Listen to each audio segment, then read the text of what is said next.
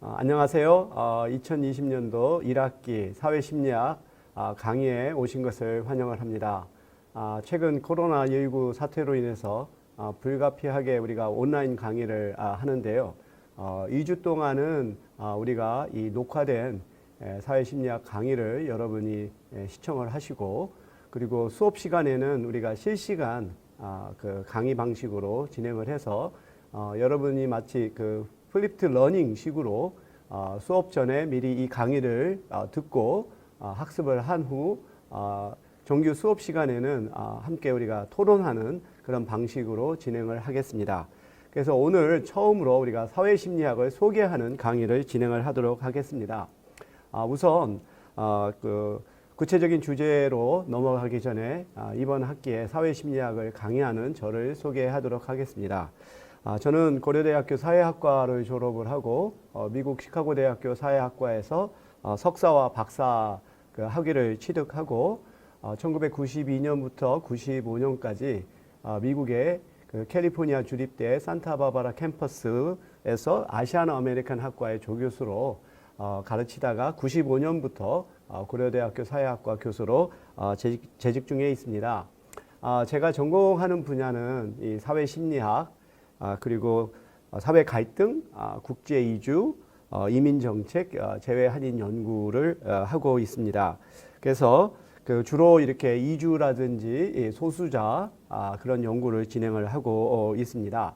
그러면 우리가 사회심리학을 소개하면서 저는 이 시대에 묻는 사회심리학적인 질문들을 제기하는 방식으로 진행을 할까 합니다.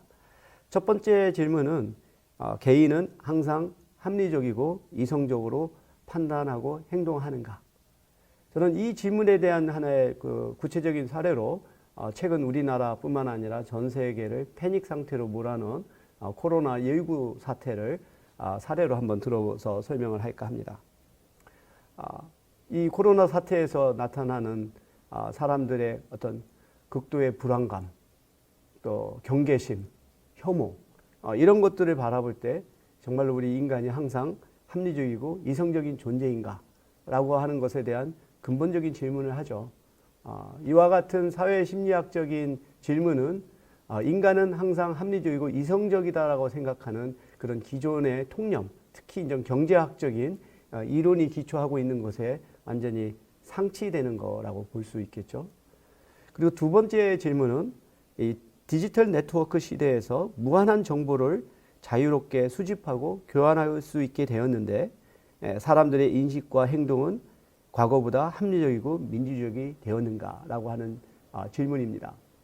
과거에는 이 지식과 정보라고 하는 것이 소수의 엘리트들만이 독점을 하고 그와 같은 그 지식 권력을 가지고 대중들을 지배했다고 볼 수 있어요. 하지만 이제는 누구나 지식과 정보를 인터넷을 통해서 수집하고 또 유튜브를 통해서 생산하고 또 SNS를 통해서 공유하는 시대가 되었습니다.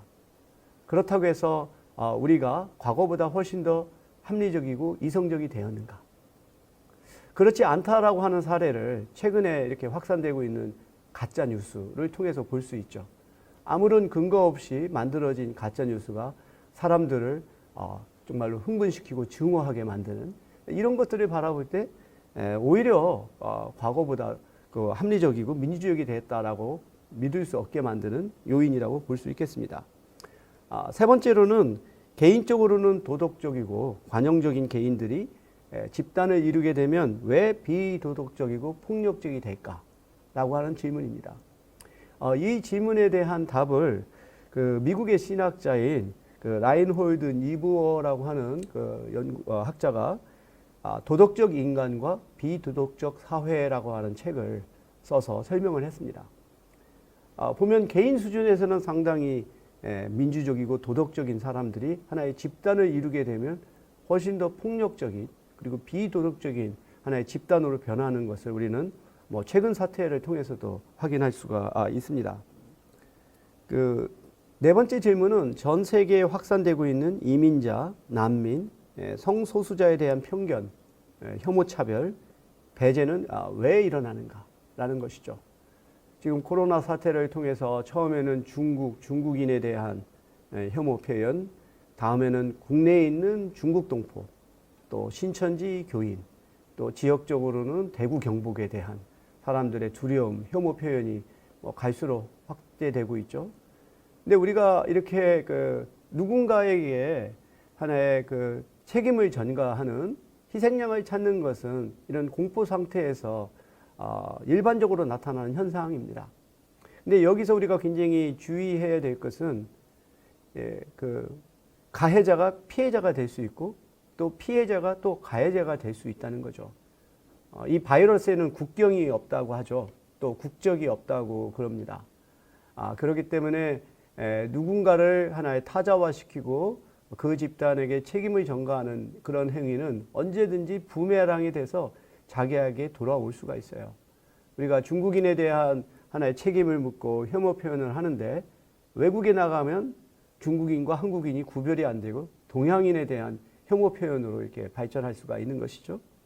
그래서 캐롤린 MK라고 하는 여성 학자가 혐오 사회라고 하는 책을 최근에 펼쳤는데 바로 이러한 코로나 사태가 일어나기 이전부터 유럽을 비롯해서 전 세계에서 퍼지는 다양한 형태의 소수자들에 대한 다수자들의 혐오의 문제를 제기하고 있습니다.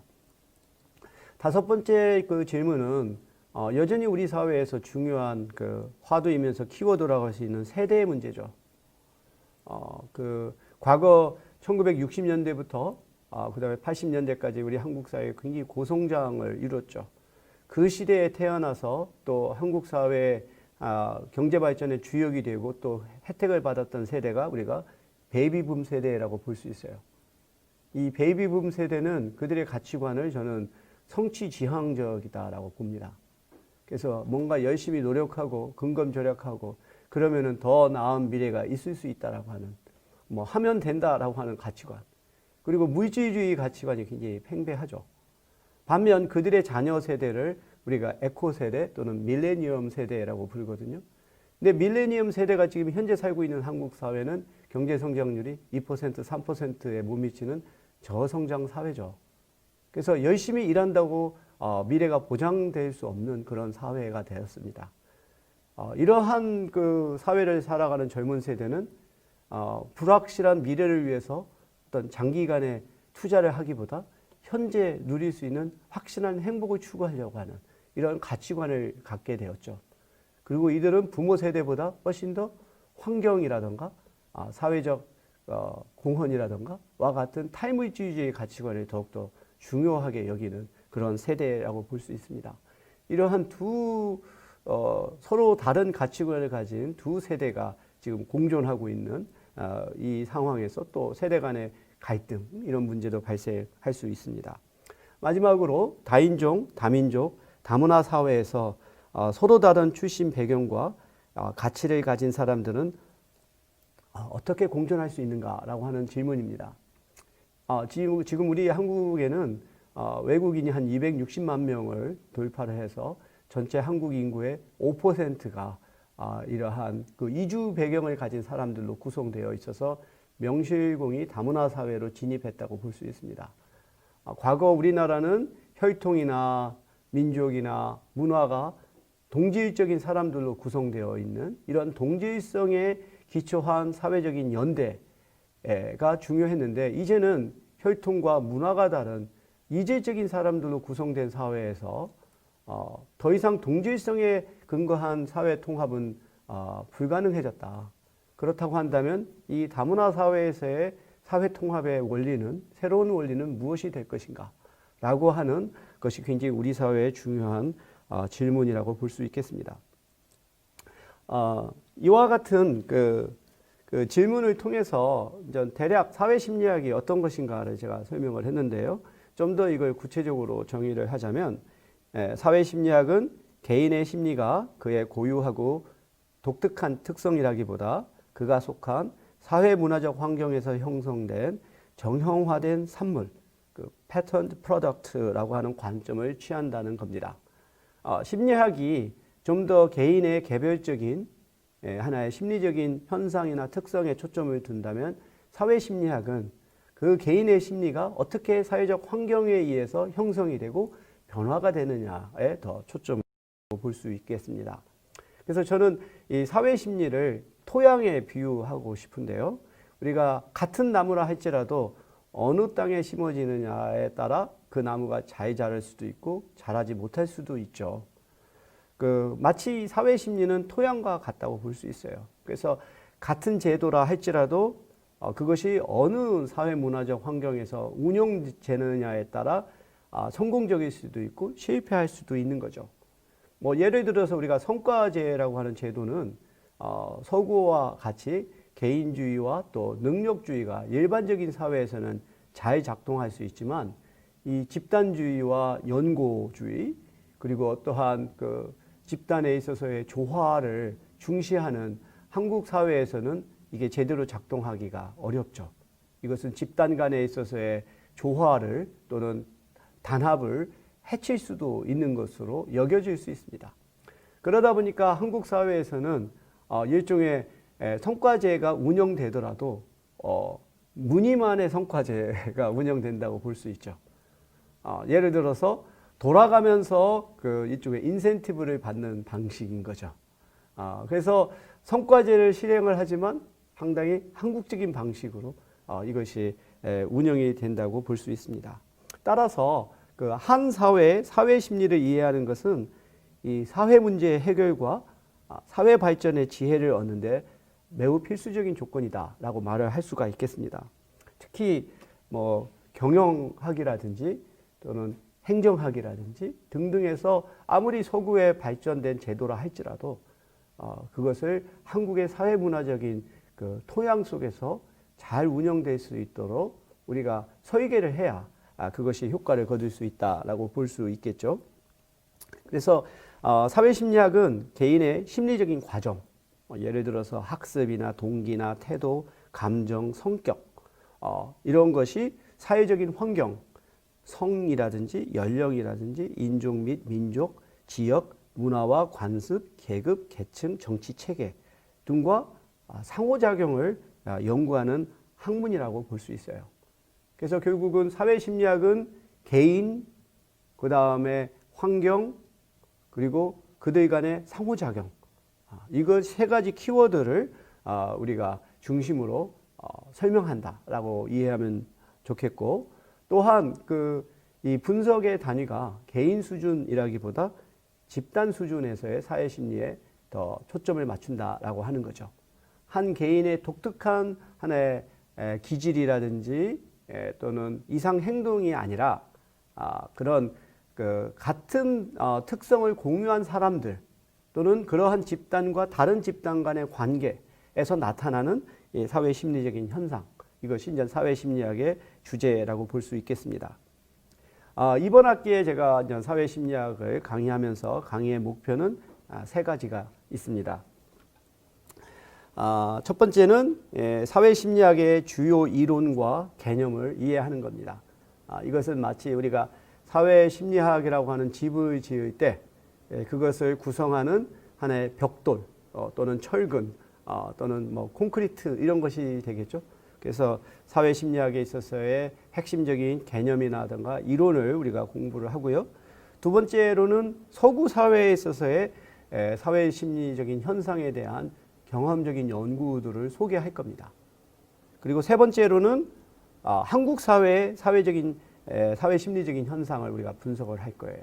그래서 우리가 한국에서 사회 심리학을 연구하면서 우리 사회의 문제를 등한시하는 것은 저는 온당치 않다고 생각해요.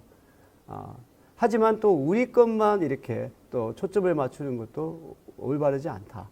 그래서 항상 서구 사회와 우리 한국 사회를 비교하면서 그 두 사회 간에 있어서의 공통점과 차이점을 찾아내고 그것의 원인을 우리가 찾아내는 것이 사회 심리학의 목표라고 생각합니다. 그래서 이번 학기에 우리가 다루는 주제는 굉장히 다양합니다. 자기, 정체성, 귀인, 태도와 행동, 뭐 집단 심리, 집단 간 관계 등 사실 한 학기에 이렇게 다양한 주제들을 다루는 것이 현실적으로 무리가 될 수가 있어요. 하지만 저는 이 학부에서의 이 사회심리학 수업은 여러분들을 사회심리학이라고 하는 세계, 저는 그걸 원더랜드라고 부르고 싶은데, 이 원더랜드로 여러분을 일종의 가이드하는 그러한 시간이라고 생각하고, 여러분들이 대략 어떠한 개념들과 이론들이 있는지, 그리고 사회심리학을 우리가 어떻게 연구해야 되는지를 이해하고, 그거에 기초해서 여러분들이 보다 핵심 또 심화적인 그 수업을 들어서 학습을 하면 좋을 거라고 생각합니다. 이번 학기에 여러분들이 좀 많이 활용했으면 하는 교과서는 한규석 교수가 쓴 사회심리학의 이해라고 하는 책이 있습니다. 저의 강의가 이 교과서에 또 많이 의존을 하고 있어서 여러분들이 그 해당되는 주제를 또 교과서를 통해서 또 학습을 했으면 좋겠고요. 또 올해 새로 출간된 그 사회심리학이라고 하는 굉장히 두꺼운 책이 있어요. 로버트 치알디니, 더글러스 켄릭, 스티븐 뉴버그라고 하는 세 학자가 공저한 책인데 우리말로 이게 번역이 되어서 나왔습니다. 이 로버트 치알디니라고 하는 학자는 이 설득의 전문가로 알려져 있어요. 그래서 이 세 분이 쓴 이 사회심리학의 책은 굉장히 구체적인 하나의 예를 들어서 굉장히 쉽게 설명하는 책으로서 또 가장 최근에 나온 또 책이기도 해서 여러분이 참고 도서로 살펴보았으면 좋겠고, 그리고 또한 여러분이 요즘 시대에 특히 젊은 세대가 책을 많이 안 읽는 경향이 있는데 지금 제가 고려대학교 출판 문화원장을 맡고 있습니다. 그래서 책을 만들고 그 소통하는 그런 책임을 맡고 있는 사람이다 보니까 좀 더 우리 젊은 세대뿐만 아니라 우리나라 모든 사람들이 좀 더 책과 가까이, 그래서 더 넓은 세계를 볼 수 있게끔 하는 것이 저의 목표인데, 그래서 저는 수업 시간에도 관련된 책들을 좀 많이 소개할까 합니다. 그래서 혹시 관심 있는 학생들은 이러한 책들을 한번 읽어보면 좋겠습니다. 그 에릭 프롬이 자유로부터의 도피, 이것은 2차 세계대전 당시 왜 독일 국민들이 히틀러나 나치에 그렇게 빠지게 되었는가. 그래서 600만 명이나 달하는 유대인들이 학살을 당하게 되는데 왜 일반적인 사람들이 그거에 동조했을까. 앞서 말했던 것처럼 왜 도덕적인 인간들이 하나의 집단이 되면 비도덕적이 될 것인가. 거기에 대해서 에릭 프롬은 결국은 이 자유에는 책임이 따르는데 사람들이 책임을 회피하고 권위에 복종하기 때문에 이런 현상이 나타나는 것으로 설명합니다. 저는 그와 같은 설명은 21세기 현재에도 여전히 유효하다고 생각하거든요. 저는 그것을 이제 일종의 민주주의로부터의 도피로 설명을 하고 있습니다. 그리고 또한 리처드 니스벳의 그 생각의 지도라고 하는 책이 있는데요. 이것은 서양과 동양의 사람들의 사고의 차이를 설명하는 아주 흥미롭고 유익한 책입니다. 그리고 앞서 소개했었던 그 라인홀드 니버의 도덕적 인간과 비도덕적 사회, 그리고 또 캐롤린 엠케의 혐오 사회, 이런 것들 여러분들이 좀 읽으시면 보다 더 깊고 폭넓은 사회 심리학적인 식견을 가질 수 있을 거라고 생각을 합니다. 그리고 이번 학기의 사회 심리학의 일종의 학점의 구성은 중간고사 그리고 기말고사가 각각 40%, 그리고 기말 리포트가 15%, 그리고 출석이 5%에 의해서 결정이 됩니다. 지금 제가 또 이번 학기에 대학원에서도 사회심리학 연습이라고 하는 과목을 가르치는데, 이제 대학원은 좀 더 다른 구성을 가지겠지만, 이 기말 리포트의 경우는 학부 수업에서는 이 사회심리학과 관련된 주제에 대해서 PPT 슬라이드를 만드는 것으로 이제 요청을 할까 합니다. 학생들이 리포트를 쓸 수도 있지만 오히려 PPT를 통해서 좀 더 다른 데서 그냥 카피해서 페이스트를 하는 그러한 형태의 리포트가 아니라 이 PPT를 통해서 자신이 갖고 있는 좀 더 개인적인 또 중요한 이슈를 풀어가는 방식으로도 저는 충분하다는 생각이 들어요. 그래서 이 PPT를 통해서 자기가 관심 있는 사회심리학적인 주제를 선정을 해서 이 리포트를 작성하면 되겠습니다. 그래서 제가 모델 리포트를 또 올려서 여러분들이 그걸 참고해서 만들면 되겠고, 대학원 수업의 경우에서는 A4로 한 15페이지에 달하는 이 리포트를 작성하는 것이 과제입니다. 그리고 출석 체크는 이 블랙보드라든지 또는 별도의 앱을 통해서 우리가 출석 체크하는 방식을 생각하고 있습니다. 앞서 말했던 것처럼 우리가 이 KUOCW로 이렇게 녹화된 강의를 여러분이 미리 보시고, 그리고 그 수업 시간에는 우리가 실시간으로 여러분이 블랙보드에 들어오셔서 또 질문도 하시고 토론도 하시고 하는 방식으로 우리가 수업을 진행을 하겠습니다. 그러면 이제부터 본격적으로 사회심리학에 대한 설명을 진행을 하려고 하는데요. 이 사회심리학은 다음과 같은 하나의 관점을 갖고 있어요. 첫 번째는 개인의 행동과 동기와 인식에 대한 연구죠. 하지만 이러한 것이 그 개인의 독특한 또는 굉장히 예측 불가능한 또는 일시적인 현상이 아니라 사회문화적인 환경에 의해서 이것이 하나의 정형화된 패턴과 규칙성을 가지고 나타난다라고 보고 있죠. 그리고 이 개인과 사회 간에 있어서의 상호관계에 우리가 주목을 하고 있습니다.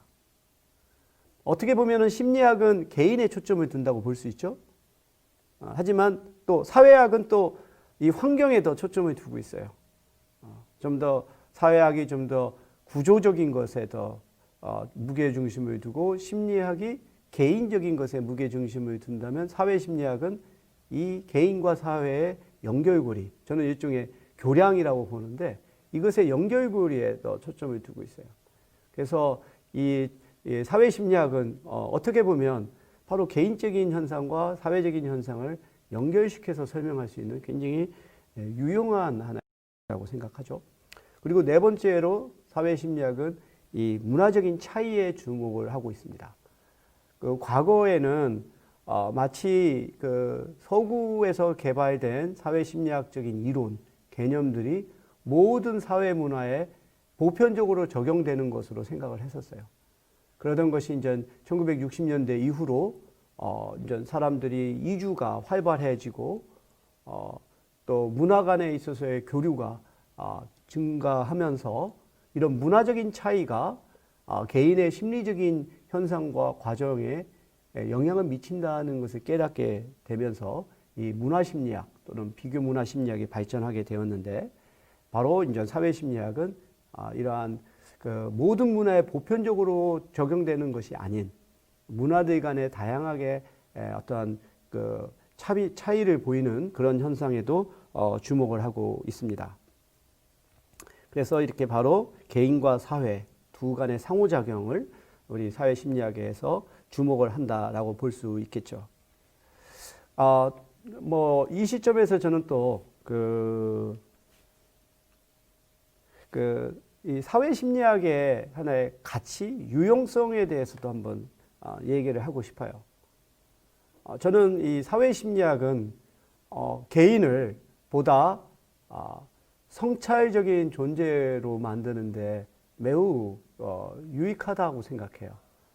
나는 누구인가라고 하는 질문은 사실 사회심리학에서의 출발점이라고 볼 수 있어요. 그래서 나는 누구인가? 그리고 내가 지향하는 목표는 무엇인가? 이와 같은 근본적인 질문은 결국은 자기 자신을 자기의 주관에서만이 아니라 일반화된 타자의 관점에서 객관적으로 볼 수 있는 거죠. 그래서 사람들은 사실 자기의 생각과 자기의 감정을 옳다고 생각하는 경향이 있죠. 우리 모든 인간은 자기 자신을 사랑하는 존재입니다. 자기애가 굉장히 강한 존재예요. 그러니까 이렇게 서로 자기애가 강한 사람들끼리 서로 접촉을 하고 또 상호작용을 한다라고 생각할 때 분명히 생각의 차이가 나타날 수 있겠죠. 이럴 때 마치 우리가 자기가 거울을 보고 내가 누구인가를 깨닫게 되는 것은 객관적인 입장에서 자기를 볼 수 있게 만드는 거죠. 그런 면에서 사회심리학은 개인을 보다 성찰적인 존재로 만들 수 있어요. 두 번째, 사회심리학은 한 개인과 밀접한 관계, 친밀한 관계를 맺는 그 중요한 타자와의 관계를 보다 더 긍정적이고 또 바람직하게 만들 수 있어요. 우리가 연인 관계가 될 수도 있고 부부 관계가 될 수도 있겠죠. 자기와 정말로 중요한 관계를 맺고 있는 이 타자와의 관계에 있어서 우리는 뭐 굉장히 아주 일상적으로 뭐 갈등도 하고 또 불화도 하고 심지어는 깨지기도 하죠. 그 관계가. 그런데 이제 사회심리학을 공부하게 되다 보면 바로 개인과 중요한 타자와의 관계에 대한 또 많은 유익한 개념들, 이론들을 배우게 됩니다. 그리고 세 번째로는 사회심리학은 사회에 대한 보다 폭넓고 깊은 이해를 하게 만든다라고 생각해요. 어떤 사회 현상에 대한 좀 더 상당히 좀 그 근거 있는 합리적인 설명을 할 수가 있어요. 저희 개인적인 일이지만 제가 이제 사회학에서도 사회심리학을 공부하고 또 가르치다 보니까 우리 사회의 많은 사회적인 현상에 대한 인터뷰 요청을 받을 때가 있습니다. 그때마다 저는 나름대로 제가 전문성을 갖고 있는 주제에 대해서는 그거에 대한 설명을 하고 또 해법을 제시하죠. 바로 이제 사회심리학이 바로 그와 같은 보다 사회적인 이슈에 대한 좀 더 과학적이고 근거 있는 설명을 할 수 있다라고 저는 생각을 합니다. 이제는 좀 더 사회심리학에 대한 좀 더 학술적인 정의를 한번 해보려고 합니다. 노인 카트라이트라고 하는 사회심리학자 정의한 것이 저는 가장 저의 관점에서 바라볼 때 아주 정확한 개념 정의라고 생각해요. 그래서 사회심리학이라고 하는 것은 사회가 어떻게 개인의 인식, 동기, 발달, 그리고 행동에 영향을 미치고 사회는 다시 개인에 의해 어떻게 영향을 받는가를 연구하는 사회과학의 한 분야라는 거죠. 그래서 여기의 정의에는 굉장히 중요한 세 가지 요인들이 있어요. 하나는 사회가 개인에게 미치는 영향, 그리고 개인이 사회에게 미치는 영향, 그리고 이것을 과학적으로 분석한다라고 하는 거죠. 우리가 사회가 개인에게 영향을 미치는 것에 대해서는 뭐 일찍이 알죠. 그걸 사회학에서는 사회화, 소셜라이제이션이라고 하는 것을 통해서 설명하죠. 그래서 우리는 태어나는 순간부터 부모에 의해서 가정교육이라고 하는 방식으로 사회화를 겪고 이제 청소년이 돼서 학교에 가면 학교 교육이라고 하는 것을 통해서 또 사회화를 겪고 이제 성인이 돼서 직장에 들어가게 되면 또 직장에서의 문화에 의해서 사회화를 겪고 그래서 나중에 우리가 은퇴를 하고 노년이 되어서 정말로 노년기를 맞이하게 되면 또 노년으로서 살아가는 방식에 의해 또 사회화가 되죠. 그래서 우리는 요람에서 무덤으로까지 사회화의 과정을 겪는다라고 볼 수 있어요. 그렇게 보면 마치 우리 인간이라고 하는 존재는 사회에 의해서 결정되는 존재로 생각할 수가 있어요. 그러면 사회 변화라고 하는 것은 어떻게 가능할까라고 하는 질문이 나오겠죠. 어떻게 사회가 모든 인간을 구조화하는데 어떻게 사회가 변할 수가 있겠어요? 그렇지만 사회심리학에서는 굉장히 인간이라고 하는 존재를 능동적이고 창의적이고 독립적인 존재로 보는 경향이 있습니다. 이것이 이제 사회심리학이 다른 사회학의 분야, 뭐 예를 들어서 조직론이라든지 계층론이라든지 그런 것과 차이점이라고 볼 수 있어요. 하나의 개인을 하나의 에이전시로 보는, 변화의 주체로 보는 이런 것이 사회심리학의 저는 강점이라고 보는데, 그러면 사회는 어떻게 바뀌는가? 저는 그거에 대한 설명은 개인이 바뀌기 때문에 사회가 바뀐다는 거죠. 이것은 어떤 설명이냐 하면 우리가 세대 얘기를 했었죠. 세대라고 하는 것은 동일한 시기에 출생해서 동일한 그 경험을 겪은 사람들이죠. 그러다 보니까 동일한 하나의 가치관을 갖게 되는 거죠. 근데 이 세대는 시간이 지나면서 바뀌게 돼요. 그 베이비붐 세대가 60년대에 출생해서 80년대에 사회의 주역이 되었고 이제 2022년이 돼서 은퇴를 해 가고 있죠. 앞서 말했던 것처럼 이 베이비붐 세대는 굉장히 아주 성장과 성공을 추구하는 경향이 강하다고 했죠.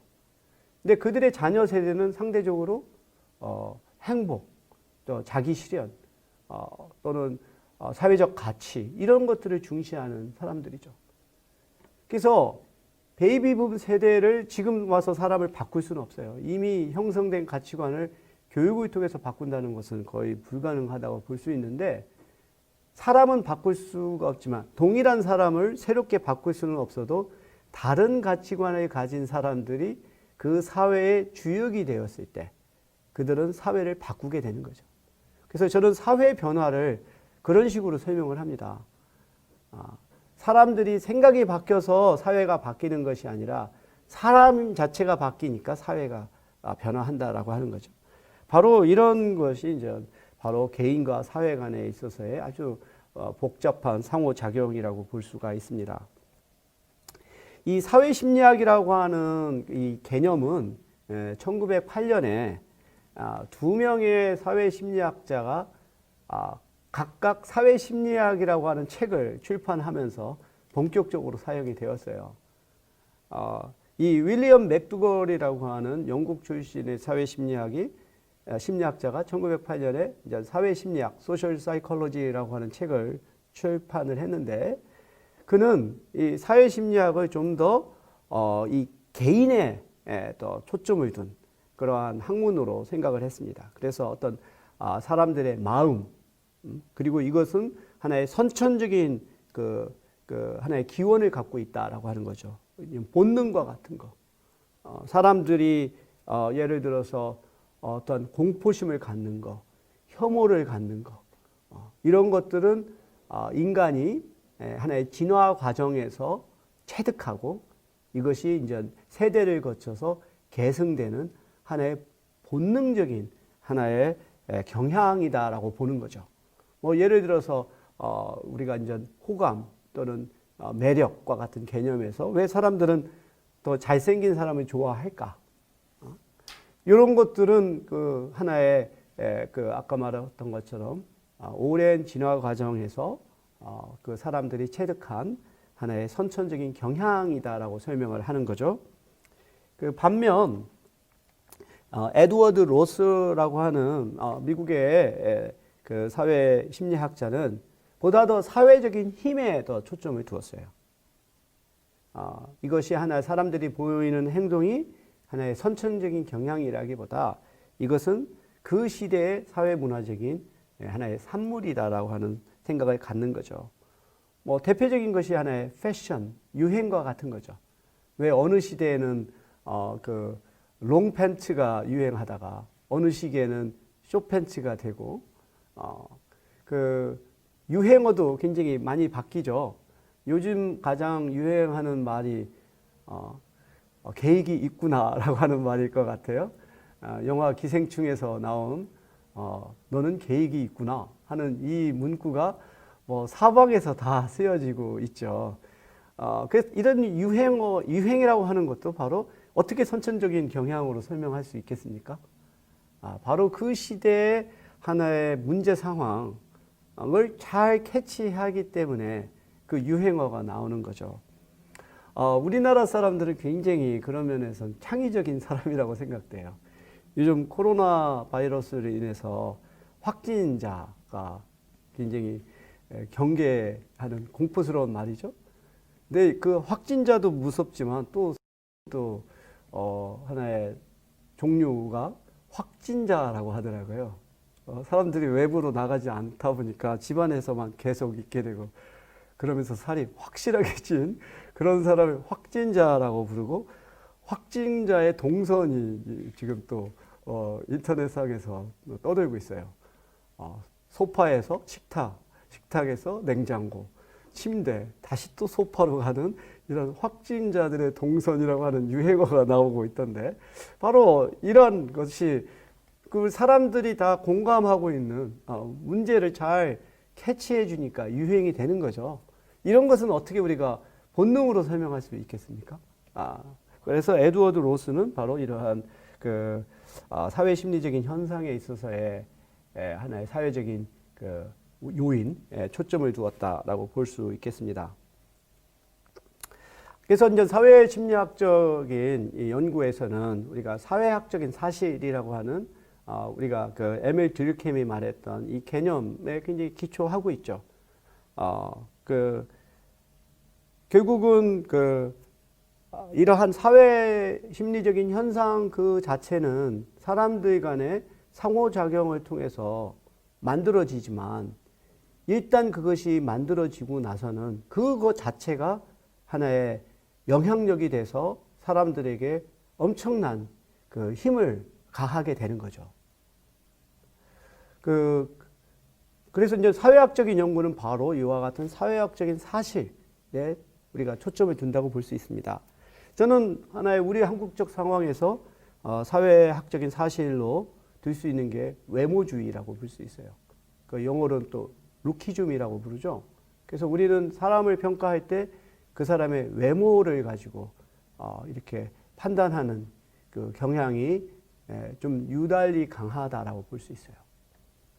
뭐 대표적으로 우리가 이러한 문화적인 차이를 살펴본다면 기상캐스터를 보면 돼요. 우리나라의 기상캐스터들을 보면 하나같이 다 젊고 예쁘고 아주 뭐 몸매가 날씬한 여성들이 또 상당히 좀 어찌 보면 좀 민망할 정도로 몸매가 드러나는 그런 의상을 갖추고 있죠. 그래서 정말 시선을 일기예보에 두어야 될지 기상캐스터에 두어야 될지 좀 난감한 상태가 많아요. 근데 외국에서 기상캐스터를 보면 우리처럼 그렇게 획일적이지 않습니다. 나이 많은 사람도 있고 남성도 있고 또 뚱뚱한 사람도 있고 또 외모가 특별히 매력적이지 않다라고 생각하는 사람들이 기상캐스터를 해요. 근데 우리는 너무나도 일률적이죠. 그게 저는 바로 외모주의가 우리나라에서 굉장히 강하고 특히 여성에게 있어서 외모라고 하는 것이 굉장히 핵심적이고 근본적인 하나의 저는 그걸 우리가 마스터 스테이터스라고 불러요. 마스터 스테이터스. 하나의 지배적인 지위죠. 사람들은 사실 여러 가지의 지위와 정체성을 갖고 있어요. 뭐 예를 들어서 남성일 수도 있고 동양인일 수도 있고 중산층일 수도 있고 그렇죠. 근데 여러 가지 지위를 갖고 있음에도 불구하고 유독 그 중에서 하나의 지위가 그 사람의 모든 것을 판단하고 결정하는 것을 우리가 마스터 스테이터스라고 불러요. 미국과 같이 여전히 인종주의가 팽배한 사회에서는 이게 어느 인종이냐, 흑인이냐, 백인이냐, 또는 동양인이냐.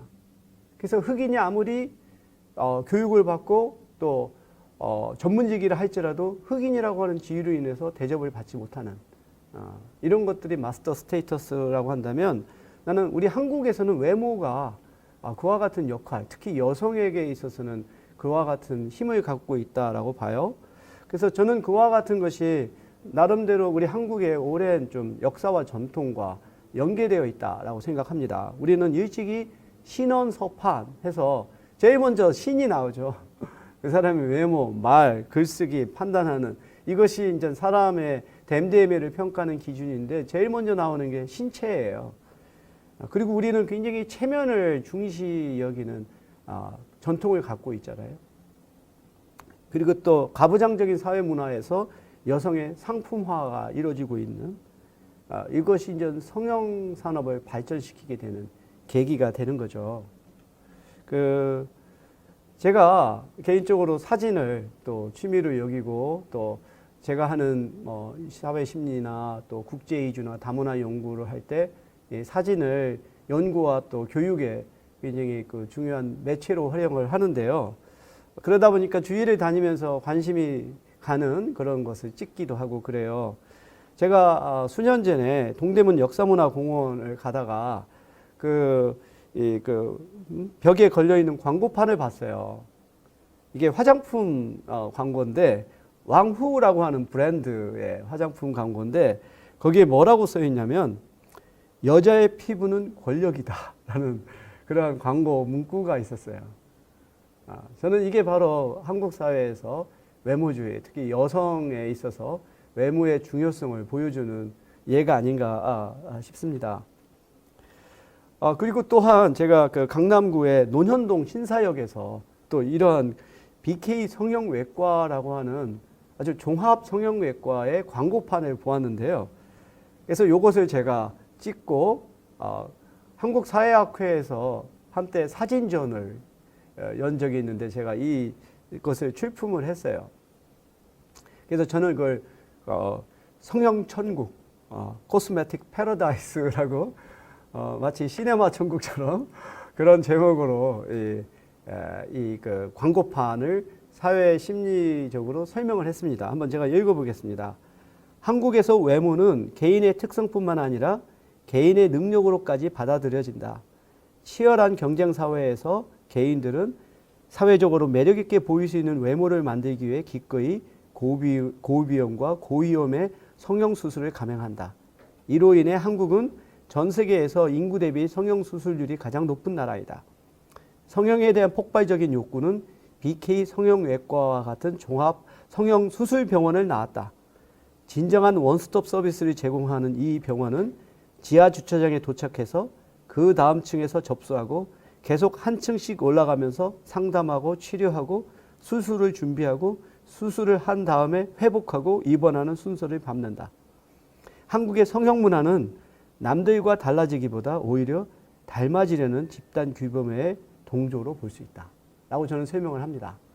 그리고 한국에서의 성형 수술은 남들과 달라지기보다 오히려 모델이 된다라고 하는 것에 자기가 닮아지려고 하는 하나의 집단 규범의 동조의 강한 압력으로 인한 것이라고 볼 수 있죠. 그래서 이와 같은 현상은 우리가 본능적인 것도 있겠지만 바로 유별나게 한국에서 이것이 강한 것은 한국 사회의 사회문화적인 영향 때문이다라고 볼 수 있겠습니다. 앞서 제가 여러 차례 이제 심리학과 사회학의 차이를 설명을 했었죠. 그래서 그 심리학은 좀 더 심리학적 과정 자체에 초점을 두는 경향이 있어요. 그리고 개인을 하나의 분석의 단위로 보죠. 하지만 사회학자들은 개인보다 큰 단위의 사람들의 집합, 예를 들어서 집단, 지역 공동체, 사회 계급 또는 전체 사회에 관심을 가지고 그래서 사람들 간의 하나의 연합체에 우리가 초점을 두고 그것을 분석의 출발점으로 삼죠. 그래서 앞서 소개했던 그 도윈 카트라이트는 그룹 다이내믹스라고 하는 개념을 이렇게 연구한 학자입니다. 사람들과 사람들 사이에 집단을 이루었을 때 그 집단이 사람들에게 영향을 미치는 그래서 개별적으로는 행동하지 않던 것이 집단 속에 들어가면서 나타나는 그런 현상들이 나타나죠. 그 군대를 제대하고 사회에 복귀한 예비군들은 그 일정한 또 시기에 모여서 예비군 훈련을 받잖아요. 그러면은 평상시에 하지 않던 행동들을 예비군 그 군복을 입고 그 예비군 훈련을 할 때 그런 행동을 보여요. 바로 이렇게 집단 속에 자기가 들어갔을 때 개인이 평상시에 하지 않는 행동들이 이제 나타나는 것이죠. 그래서 이렇게 집단이 개인에게 영향을 미치는 것, 이것이 이제 사회심리학의 주제라고 볼 수 있습니다. 그래서 심리학에서는 앞서 말했던 것처럼 개인에게 초점을 맞추기 때문에 개인 수준에서의 심리적인 현상에 초점을 두죠.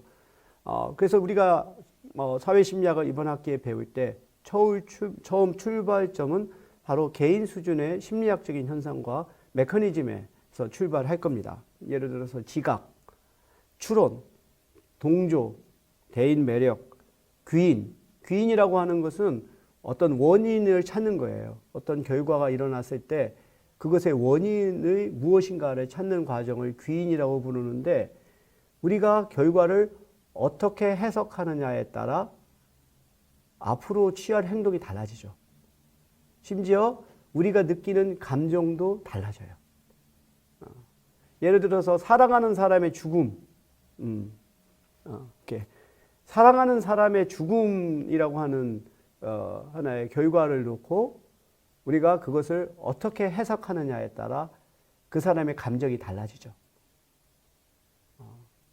이것을 뭔가 이제 더 편안한 사후세계로 가는 거라고 생각하면 좀 더 슬픈 마음이 좀 더 가라앉을 수 있겠죠.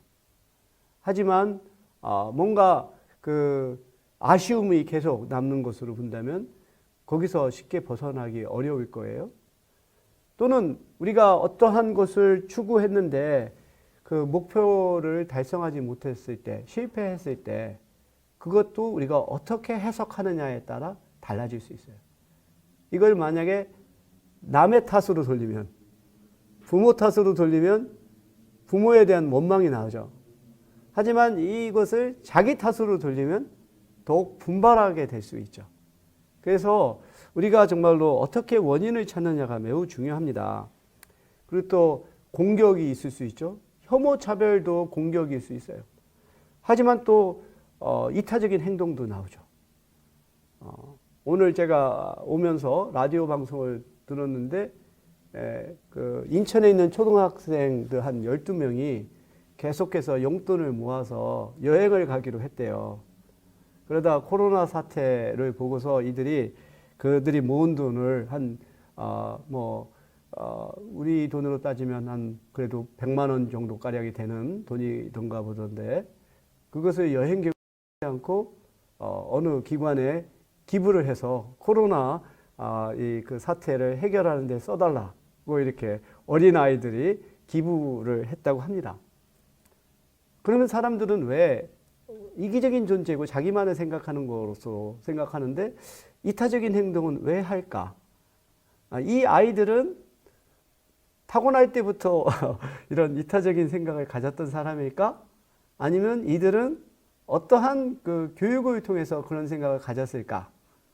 이런 것들이 하나의 이타적 행동 또는 친사회적인 행동의 주제가 되겠죠. 그리고 태도와 태도 변화, 이런 중요한 이슈들이 심리학의 중요한 주제가 되죠. 그래서 사회심리학이라고 하는 것은 한편으로는 심리학적인 사회심리학이 있을 수 있고 사회학적인 사회심리학이 있을 수 있어요.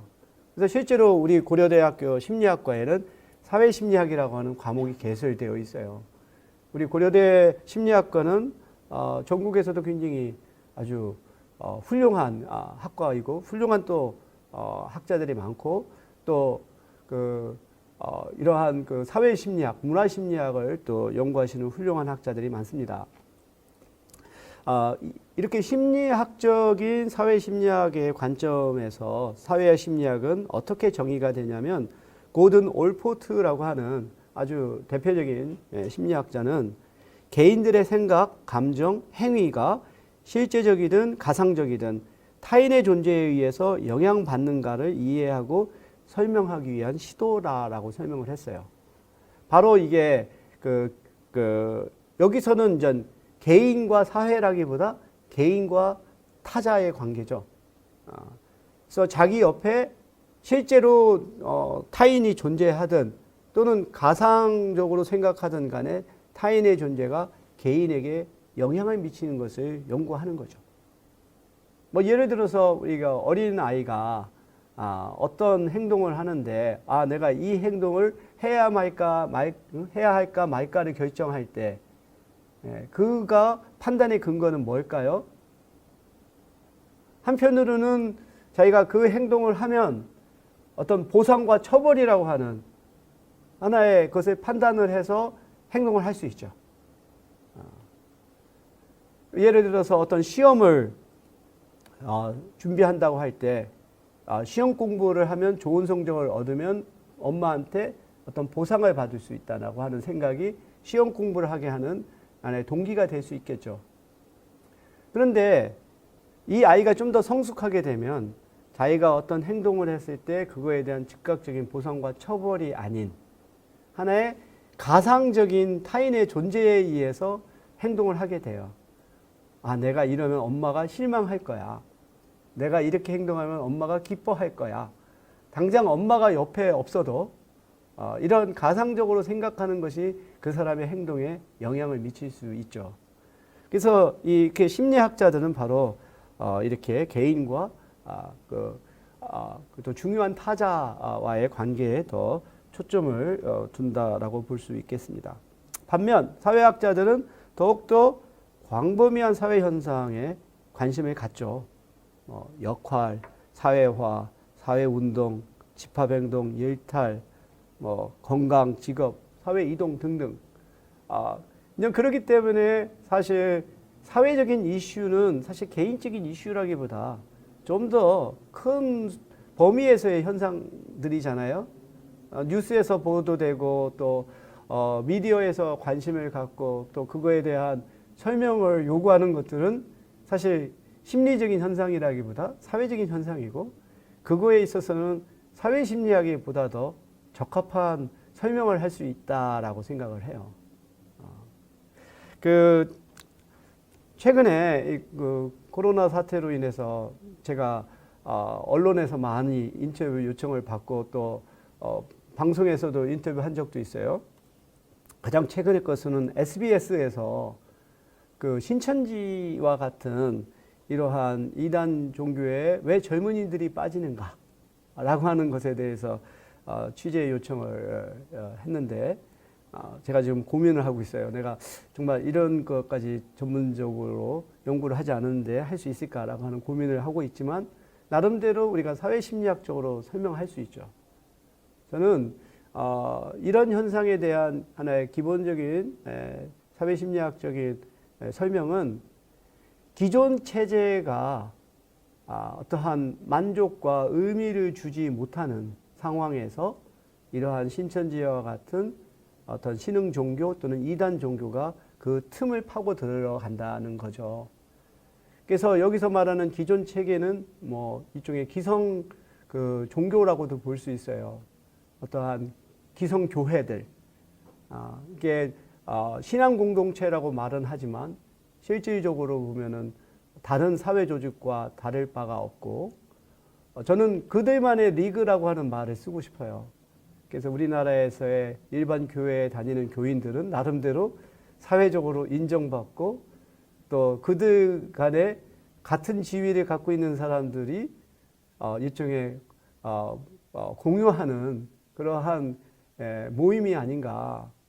이러한 상황에서 학력이라든가 직업이라든가 소득이라든가 계층이라든가 여러 가지 면에서 어떠한 그 불리한 계층에 있는 사람들은 그러한 기성 체계로부터 인정을 받지 못하게 되고 그러한 틈을 저는 이러한 그 이단 종교들이 들어간다라고 생각을 하거든요.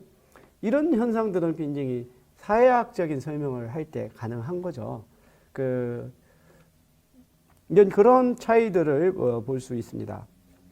그래서 사회학적인 사회심리학자들은 이 사회적인 세계, 어떤 사회적인 힘, 이런 것에 초점을 두죠. 그래서 개인들이 왜 어떻게 행동하느냐를 설명하기보다 왜 그들이 조직적인 또 행동을 하느냐, 왜 하나의 나름대로의 패턴과 규칙성을 가지고 행동을 하는가, 그리고 이것이 왜 또 상황에 따라서 변화하는가, 이런 것들을 설명하는데 더 목표를 두고 있다라고 볼 수 있겠습니다. 그래서 가장 저는 대표적인 사회 심리학적인 주제가 사회화라고 볼 수 있죠. 그래서 결국은 사람은 태어나는 것이 아니라 만들어지는 거죠.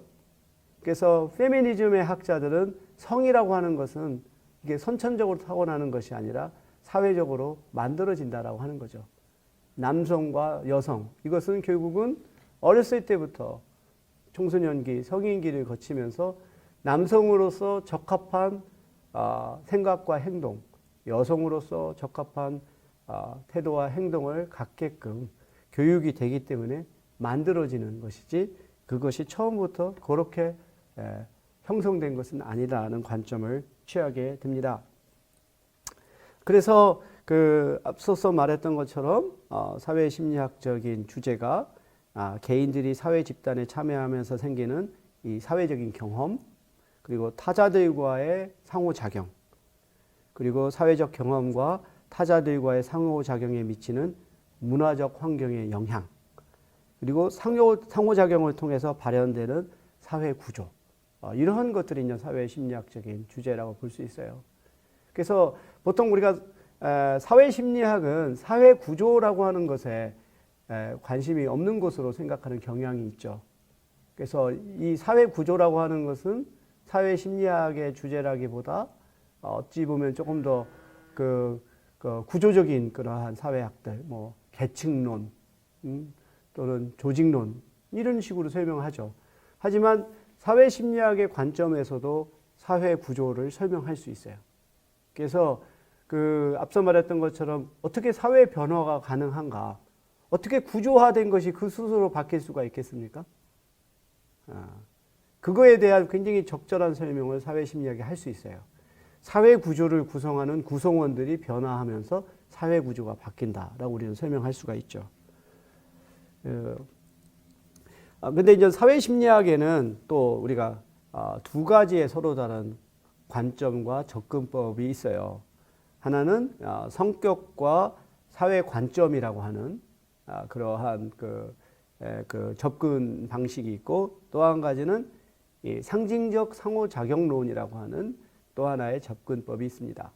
둘 다 사회심리학적인 연구이지만 이쪽에 바라보는 관점이 다르고 연구 방법이 달라요. 그럼에도 불구하고 이 두 가지의 관점은 서로 상호 보완적이다.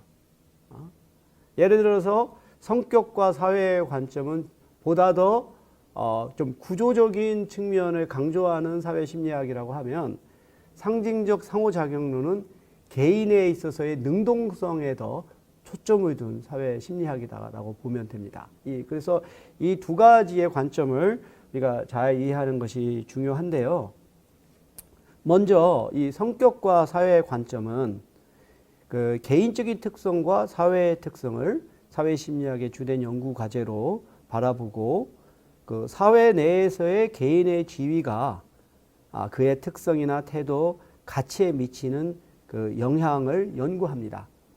그래서 우리가 그 사회에서 어떠한 위치, 지위를 갖고 있느냐가 그 사람의 심리에 크게 영향을 미치는 거죠. 그리고 이 거시적인 사건과 미시적인 사건 사이의 관계를 연구합니다. 이러한 그 관점의 대표적인 예로 이 사회 계층에 따라 사람들이 갖고 있는 가치관이 서로 다른 이러한 연구가 있어요.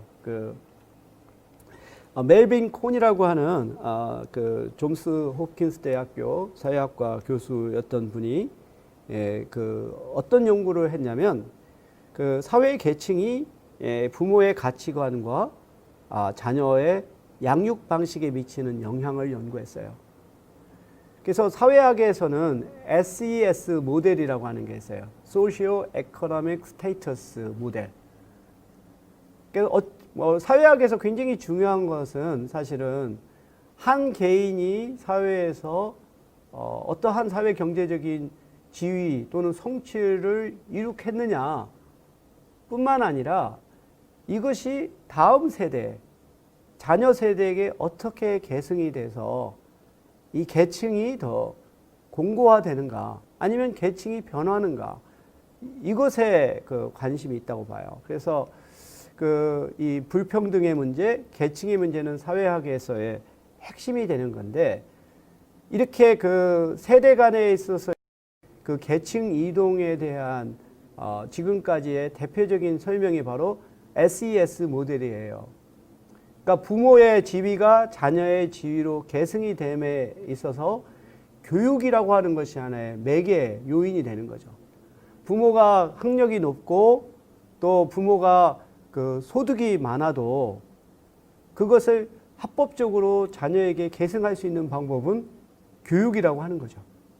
그래서 뭐 사교육을 통해서든 또는 뭐 그 보다 더 좋은 환경의 교육 환경에서 자녀를 교육하는 것에 투자함으로써 결국은 그게 자녀가 보다 더 유리한 교육의 기회를 받고 그러면 더 좋은 그 학력을 갖게 되고 그것이 좋은 직장과 높은 소득으로 이어지는 그래서 부모의 사회 경제적 지위가 곧바로 자녀에게 계승되는 것이 아니라 교육이라고 하는 하나의 중간적인 이 그 매개 변인을 통해서 계승된다라고 하는 것이 전통적인 사회 계층적인 세명입니다.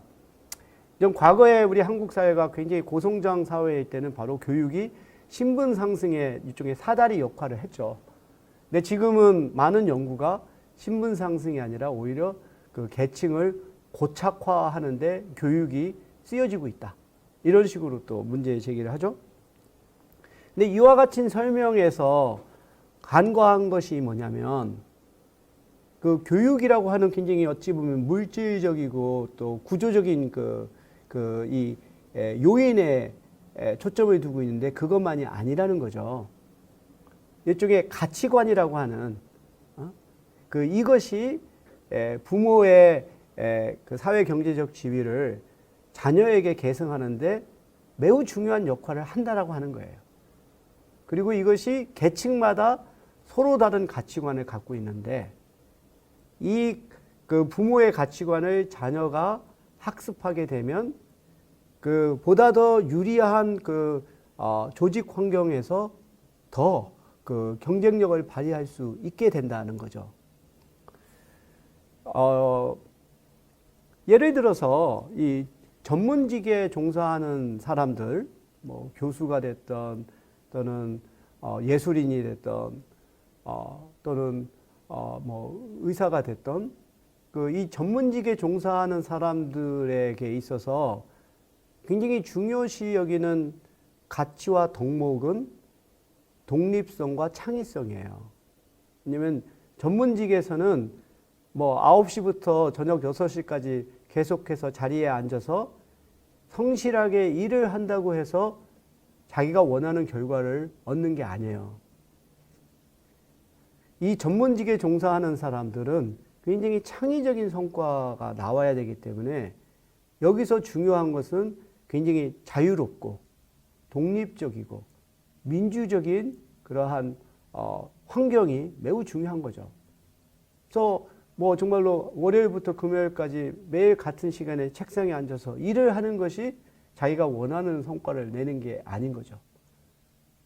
이런 사람들의 특징은 그 근무 시간이 굉장히 유연해요. 어떤 때는 밤늦게까지 일하면은 그 다음날 늦게 올 수도 있고 또 주말에도 일을 할 수도 있고 또 이게 이런 사람들은 또 직장과 가정의 구분도 애매하고 그렇죠. 그래서 결국은 자기가 원하는 것을 자유롭게 하느냐가 매우 중요합니다. 그러다 보니까 이 전문직에 종사하는 사람들은 자신의 성공에 있어서 이러한 가치관, 자율성, 독립성, 창의성, 민주성 이런 것들이 자신의 능력을 발휘하는 데 중요하다라고 생각하기 때문에 자녀를 기를 때도 이런 덕목을 가르치도록 교육을 시켜요. 그래서 자녀를 할 때 뭐 엄격하게 체벌을 하거나 어떠한 그 보상과 처벌의 방식으로 하기보다 스스로 아이들이 자기의 목표를 설정하고 그것을 실행하고 그거에 대한 인정을 하는 방식 이런 식으로 기르게 되죠. 이렇게 해서 이러한 가치관을 갖게 된 자녀들은 나중에 그런 전문직에서 일을 할 때 훨씬 더 그 덕목들이 인정받는 환경에서 일을 하기 때문에 능력을 발휘할 수가 있어요. 반면 이 근로자 계층의 직업 환경은 그렇지가 않죠. 거기선 자기가 자유롭고 독립적이고 창의적으로 한다고 해서 인정을 받는 게 아니에요. 집단의 조화가 중요하고 또 그 규칙에 따라서 행동하는 게 매우 중요하죠. 그러다 보니까 시간을 잘 지키고 그 다음에 성실하고 상관의 명령에 순종하고 하는 이러한 동조, 순종, 외모 이런 부분들이 그 중요시 여겨지고 자녀를 기르더라도 그런 덕목을 가르치게 되고 그들은 또 그러한 것이 인정받는 환경에서 잘 활동할 수가 있는 거죠. 이렇게 저는 굉장히 이것은 중요한 포인트라고 봐요. 우리가 그 사회에 있어서 매우 중요한 문제가 사회 불평등이 심화되고 또 계층 간의 신분 이동이 차단되는 것이 이게 열린 사회에서 닫힌 사회로 넘어가는 이로 인해서 사회의 동력이 떨어지고 또 사회가 양극화되는 것이 정말로 중요한 문제라고 인식하고 그것을 해결하기 위해서 많은 노력을 하잖아요. 뭐 예를 들어서 공교육을 다시 회복을 한다든지 사회에 좀 불리한 계층들에게 교육 기회를 늘린다든지 근데 여기서 간과하는 것은 이런 교육만이 그 중요한 메커니즘이 아니라 바로 가치관에 있어서도 굉장히 중요한 역할을 한다라고 하는 거죠. 따라서 여기서 우리가 중요한 것은 단지 교육 기회와 같은 물질적인 기회를 늘리는 것만이 아니라 이러한 좀 더 불리한 계층들이 학습하기 어려운 기회를 그들이 배울 수 있는 기회를 만드는 게 중요한 거죠. 그래서 뭔가 그러한 어떠한 그 클럽이 됐던 또는 어떠한 모임이 됐던 그런 리더십을 발휘하기 어려운 환경에서 성장한 청소년들이 정말로 자기 주도적으로 창의적으로 생각하고 행동하고 협력할 수 있는 그러한 그 기회를 마련하는 것들 이것이 굉장히 중요한 거죠. 바로 이제 사회심리학적 연구에서 이 사회 계층 간의 이동에 대한 매우 중요한 실마리를 제공하고 있다라고 볼 수 있습니다. 그래서 이렇게 성격과 사회 관점을 가진 학자들은 연구하는 방식이 좀 더 정량화되어야 된다고 생각해요. 그리고 이러한 연구가 경험적인 검증을 받아야 된다. 그래서 표준화되고 객관적인 척도와 정량적인 연구 방법을 선호합니다. 그래서 좀 더 과학적인 연구 방법을 사회심리학적인 연구에 도입해야 한다라고 하는 거죠. 그래서 실제로 이렇게 아까 말한 것처럼 계층별로 가치관, 자녀 양육 방식의 차이는 우리가 표준화된 척도를 개발하는 거죠. 자녀 양육의 방식을 우리가 질문하는 거죠. 이게 민주적이냐, 비민주적이냐, 또는 자기 주도적이냐, 또는 일종의 외부에 의한 것이냐, 이게 민주적이냐, 또 비민주적이냐, 폭력적이냐, 비폭력적이냐, 여러 가지 문항들로 우리가 자녀 양육 방식을 측정을 하고 또 계층 지위도 우리가 측정할 수 있잖아요. 뭐 직업 지위, 소득, 학력 이런 걸 통해서 그 사람의 계층을 측정할 수 있죠. 그러면 계층에 따라 자녀 양육 방식의 차이가 어떻게 나타나는지를 볼 수 있죠. 이런 방식을 통해서 우리는 계층과 가치관 간의 관계를 연구할 수가 있습니다.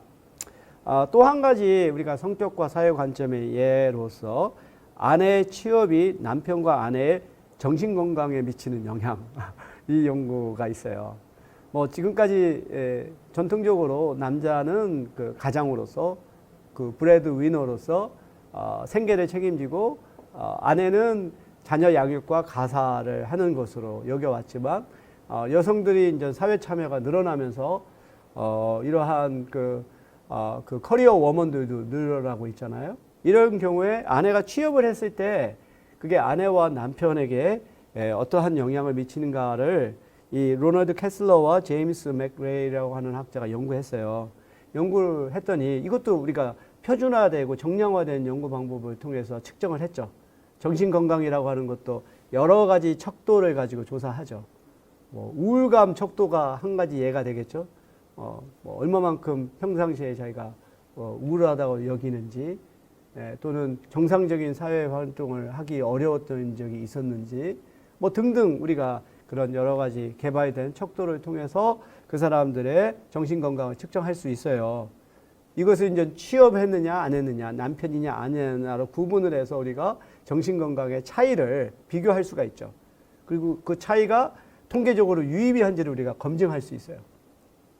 연구 결과를 보면 그 취업한 아내가 미취업한 아내보다 정신 건강이 좋은 것으로 나와요. 그리고 취업한 아내를 가진 남편은 미취업한 아내를 가진 남편보다 정신 건강이 좋지 않아요. 그러니까 다시 그렇게 보면은 취업이라고 하는 것은 남성보다 여성에게 더 좋은 거예요. 그런데 이 취업한 아내의 수입이 좋으면 남편의 정신 건강이 그렇게 특별히 나쁘지는 않아요. 근데 이 취업한 아내의 수입이 낮은 경우에는 가장 그 스트레스가 높다는 거죠. 그러니까 아내가 취업을 하지만 대신 소득이 높으면 그걸 뭔가 보상을 하는 거죠. 뭐 예를 들어서 파출부를 고용하든 또는 뭐 정기적으로 해외여행을 가든 외식을 하든 간에 뭔가 취업을 통해서 뭐 부족해진 그 가사 노동 시간이든 또는 남편과의 그 시간이든 이것을 더 늘어난 소득으로 보상할 수 있지만 일을 하고도 소득은 변변치 않을 경우는 더욱더 남편이 느끼는 스트레스는 커질 수 있다라고 하는 걸 이제 검증을 한 거죠.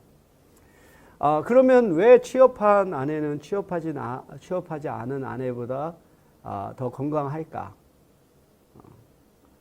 여기에 대해서 사회심리학은 굉장히 유용한 개념을 제안합니다.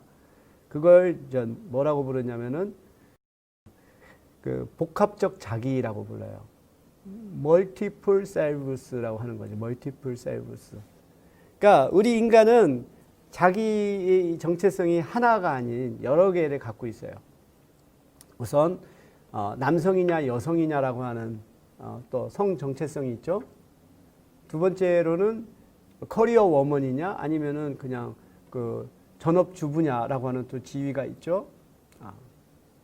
근데 사람은 하나만의 자기가 아니라 여러 개의 자기를 가질 경우 훨씬 더 건강합니다. 그리고 더 행복해요.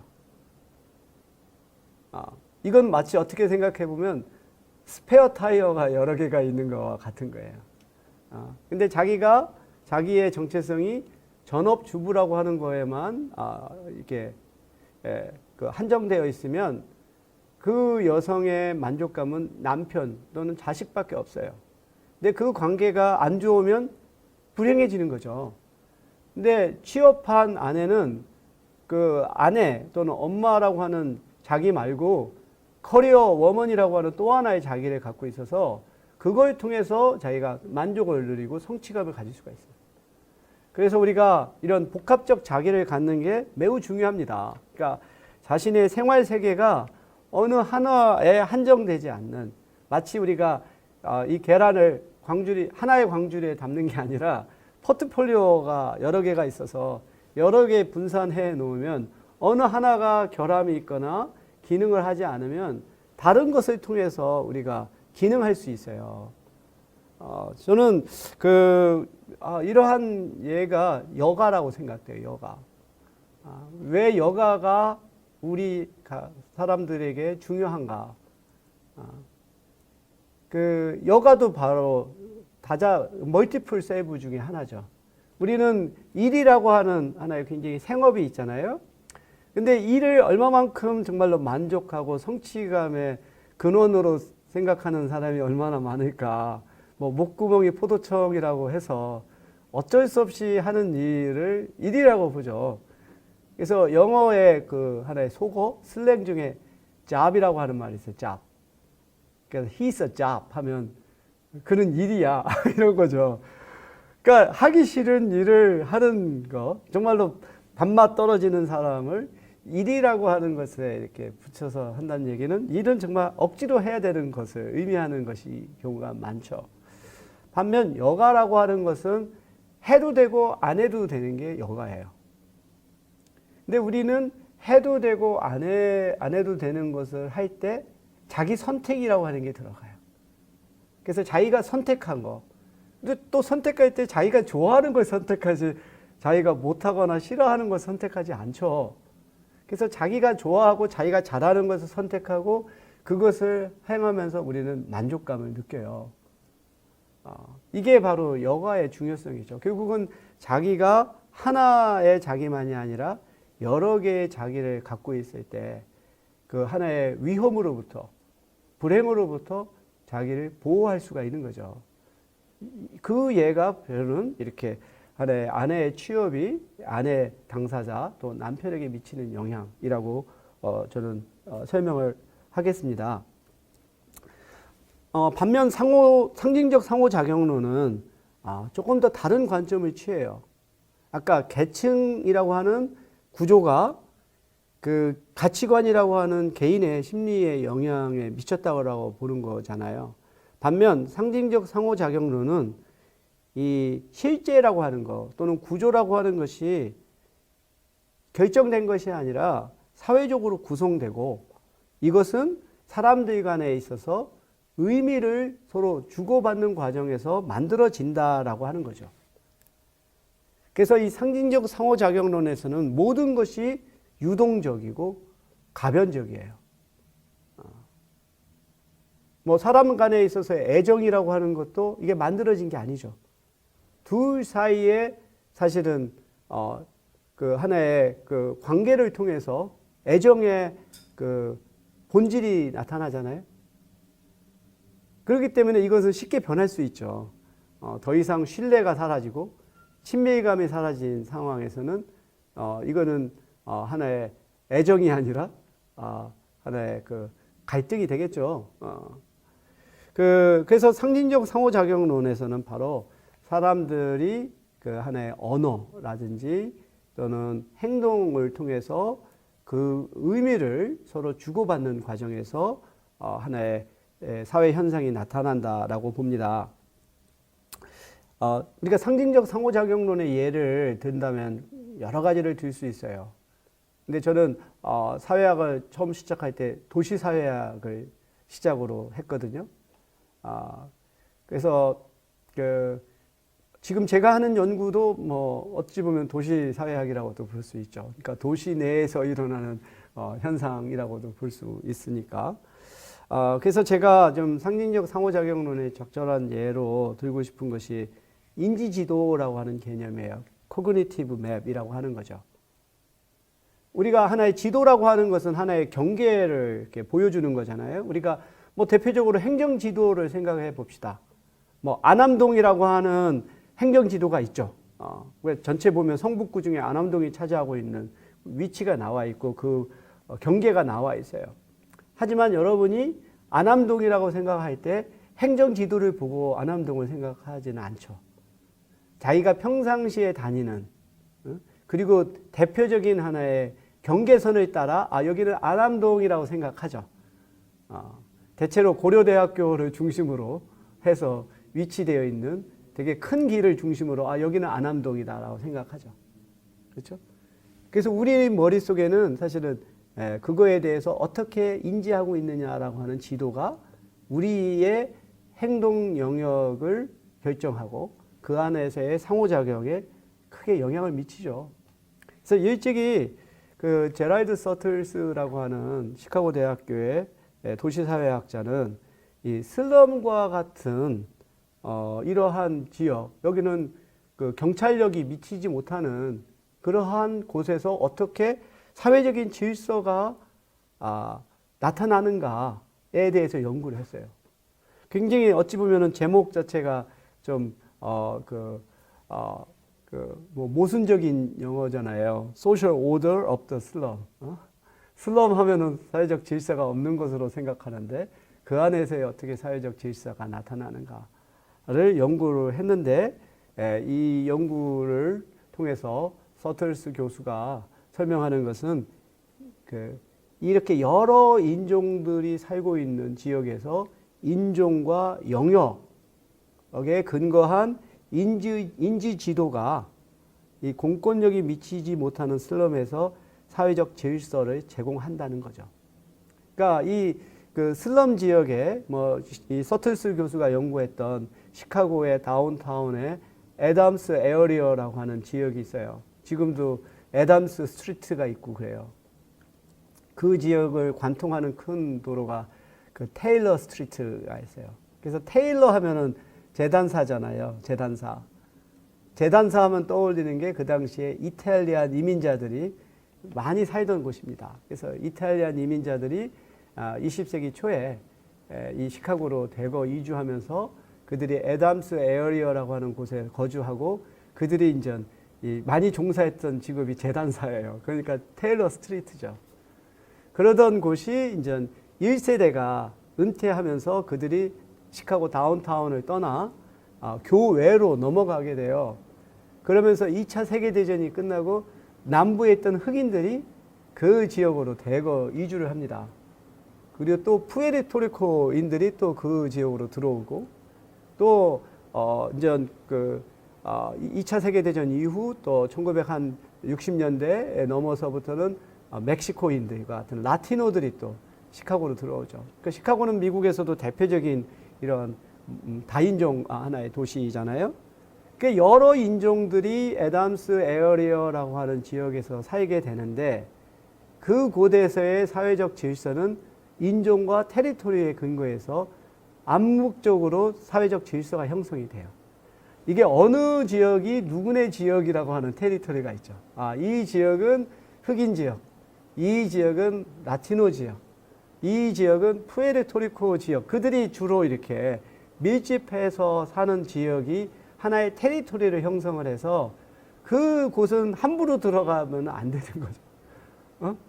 그래서 이쪽에 영어 표현으로 한다면 그 범죄라고 하는 것은 wrong time, wrong place에서 일어나는 거죠. 잘못된 시간과 잘못된 장소에 들어갔을 때 범죄가 일어나는 거예요. 그래서 낮 시간에 공터에서는 그런 것이 안 일어나지만 밤 시간에 자기가 속해 있는 않는 지역에 들어갔을 때 그 하나의 범죄의 피해자가 될 수 있는 거죠. 바로 이렇게 사람마다 머릿속에는 인지지도가 있는 거예요. 이것은 어느 지역이다. 어느 테리토리다. 이것을 서로 간에 지키게 되면 마찰이 줄어들게 되는 거죠. 요게 바로 이제 하나의 사람들 간의 그 경계라고 하는 의미를 공유하고 그것을 서로 교환하니까 이런 질서가 가능한 거죠. 이분이 바로 제랄드 서틀스 교수입니다. 안타깝게 2017년에 이제 돌아가셨는데 제가 시카고 대학교 사회학과에서 공부를 할 때 지도 교수가 서틀스 교수였어요. 그래서 1987년, 제가 85년도에 대학원에 입학을 했는데 87년에 도시사회학 수업을 들으면서 하루 온종일 우리가 버스 투어를 하면서 시카고의 흑인 지역, 또 멕시코 지역, 또 다운타운 지역을 현지 조사를 했어요. 그래서 마치고 사회학과가 있는 사회과학 리서치 빌딩 앞에서 사진을 찍었는데 이 87년이면 제가 나이가 우리 나이로 한 27살 정도 그 정도였는데 굉장히 애띤 얼굴이죠. 그래서 저는 정말 이 서틀스 교수에게 배웠던 거 그리고 그분이 지도 학생들을 가르쳤던 방식이 저한테는 굉장히 크게 영향을 미쳐요. 그래서 저도 도시사회학이나 또 그 국제이주와 다문화 사회를 할 때 하루를 그러니까 필드 워크를 나가는 것도 그러한 영향이라고 볼 수 있겠습니다.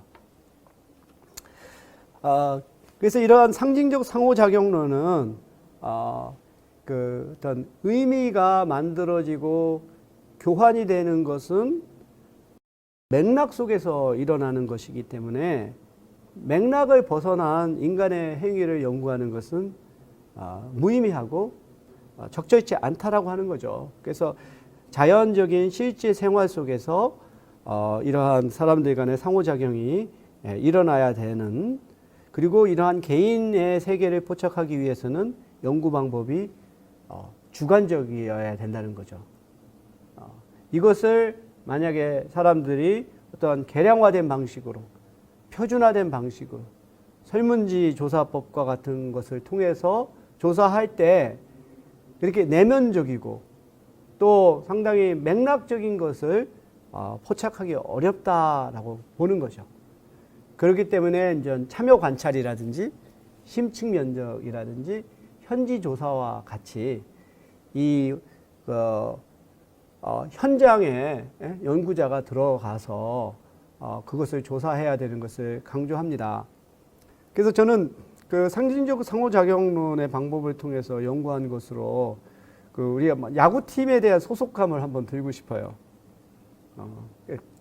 야구팀이 됐던 또는 고대 연대와 같이 자기가 졸업한 학교에 대한 애착심, 소속감 이런 것들이 형성되는 것을 보면 정말로 사회적으로 구성된다는 것을 느낄 수가 있어요. 그래서 고대나 연대생들이 학교에 대한 소속감은 특히 이제 뭐 고연전이라고 하는 집단 스포츠를 통해서 함께 응원하는 과정에서 형성된다라고 볼 수 있죠. 그리고 또 우리가 기업 문화에서도 삼성맨, 현대맨이라고 하는 구분이 있죠. 최근에 와서는 조금 이 구분이 과거만큼 그렇게 뚜렷해지지는 않은 것 같아요.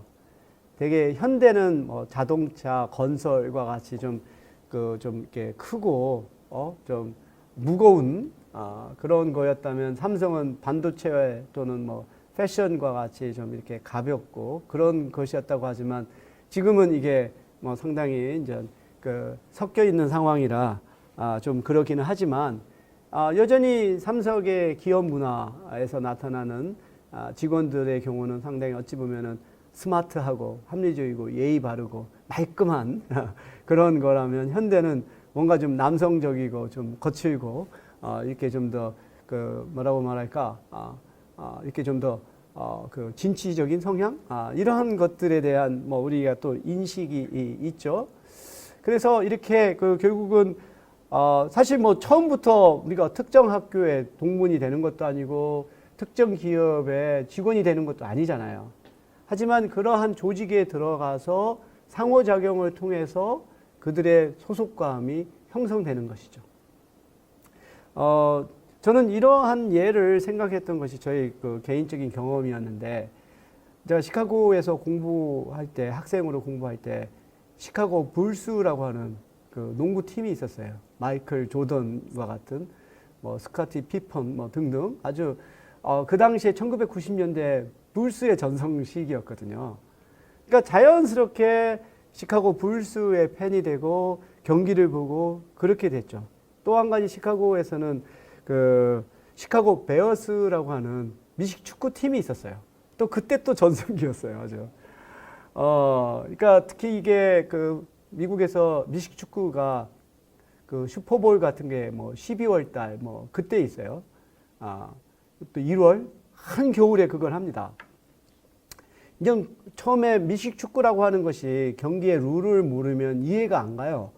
왜 가다가 막 서로 뒤엉켜서 중단되고 또 가고 그러다가 뻥 차고 뭐 이렇게 룰을 모르면 그걸 즐길 수가 없는데 이제 그걸 이제 배우게 되죠.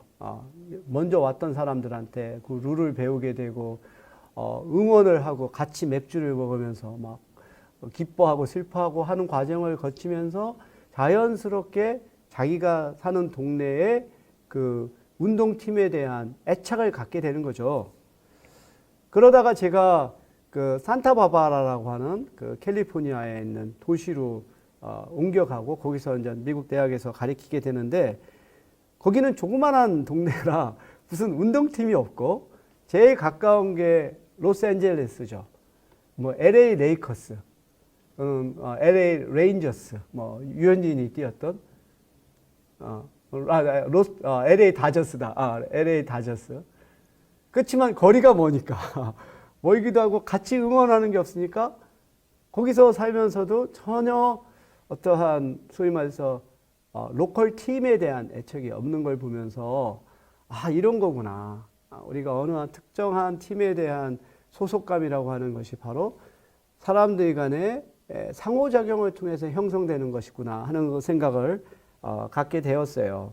바로 이런 것들이 이제 상호작용론의 구체적인 예가 될 수 있다라고 보는데, 그래서 뭐 우리가 앞서서 설명했던 부분이지만 이 심리학적 사회 심리학이 개인에 대한 직접적인 사회적인 자극을 연구하고 대표적인 연구 주제로 태도 형성이나 변화, 인종 편견, 공격, 공조 이런 것이라고 하면, 그리고 또 이것을 연구하는 심리학적인 사회 심리학의 방법은 좀 더 이 그 복잡한 그 조건들을 단순화시켜서 일종의 하나의 실험의 효과가 그 개인에게 어떻게 영향을 미치는가를 통제된 하나의 환경에서 조사하려고 하는 성향을 갖죠. 그래서 심리학적인 연구 방법은 실험법이 많습니다. 어느 한 실험실에서 개인에게 어떤 자극을 주고 그것에 대해서 어떻게 반응하느냐를 이제 보는 것이죠. 대표적으로 이제 사용하는 방법 중에 어휘 차이법이라고 하는 게 있어요. 그래서 우리가 특정한 집단에 대해서 사람들은 고정관념이 있습니다. 그래서 어떤 특정한 집단에 속해 있는 사람들은 천성적으로 게으르다든지 폭력적이라든지 뭐 어떤 교육 같은 거에 관심이 없다든지 하는 스테레오타입이 있죠. 반대로 어떤 다른 집단은 굉장히 좀 더 긍정적인 또 스테레오타입들이 있죠. 뭐 대표적으로 동양인들은 뭐 성실하고 또 성취지향적이고 순종적이고 이런 스테레오타입들이 있죠.